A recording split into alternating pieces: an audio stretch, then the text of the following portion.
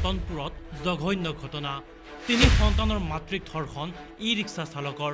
স্বামীৰ বাবে ঔষধ আনিবলৈ শিঙিমাৰীৰ ফাৰ্মাচীলৈ গৈছিল মহিলাগৰাকী। ইয়াৰ পিছত ৰাজপথতে ধৰ্ষণ মহিলাগৰাকীক।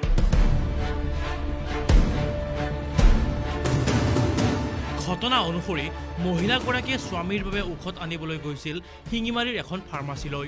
ফাৰ্মাচীৰ পৰা ঔষধ লৈ শিঙিমাৰীৰ পৰা নিজৰ ঘৰৰ ওচৰৰে চিনাকি এখন ই-ৰিক্সাত উঠিছিল মহিলাগৰাকী ঘৰলৈ বুলি।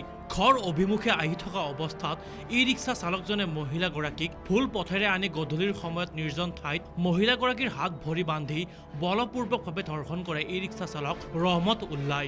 ধৰ্ষণ কৰাৰ উপৰিও শাৰীৰিকভাৱে আঘাত কৰি পাশৱিক তৃপ্তি লাভ কৰে লম্পট ই-ৰিক্সা চালক ৰহমত উল্লাই।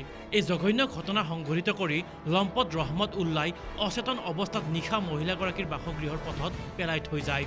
ইতিমধ্যে এই ঘটনাই হাজত সৃষ্টি কৰিছে তীব্ৰ চাঞ্চল্যৰ। এই ধৰ্ষণ কাণ্ডক লৈ আজি ন্যায় বিচাৰি ৰহমত উল্লাৰ বিৰুদ্ধে বঙালপাৰা গাঁও পঞ্চায়ত চৌহদত প্ৰতিবাদী কাৰ্যসূচী গ্ৰহণ কৰে মহিলা সমিতিয়ে।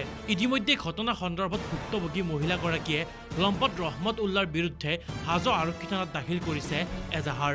আমাৰ নাৰী যদি ৰাস্তা ঘাটত ওলাব নোৱাৰো, আজি আমাৰ বিজেপি চৰকাৰে ইমান নাৰী সুৰক্ষিতৰ কাৰণে ইমান ব্যৱস্থা দিছে, সেই ব্যৱস্থা যদি আমাক কাম নিদিয়ে, ৰাস্তা ঘাটত ওলালে যদি ক'ৰবাত যাব লগা আছে, আমি টমটমত উঠিম, বাছত উঠিম, ক'ৰবাত উঠিম, অকলা পাই কেনে ধৰ্ষণ কৰিব, এইটো কিন্তু সেইটো নহ'ব, সেইটো আমি মানিও নলওঁ।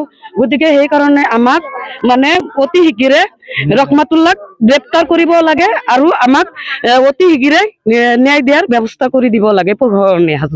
হাজোৰ পৰা ভিগু দাসৰ সহযোগত বিশেষ প্ৰতিবেদন, নিউজ ডেস্ক ৰিপৰ্ট।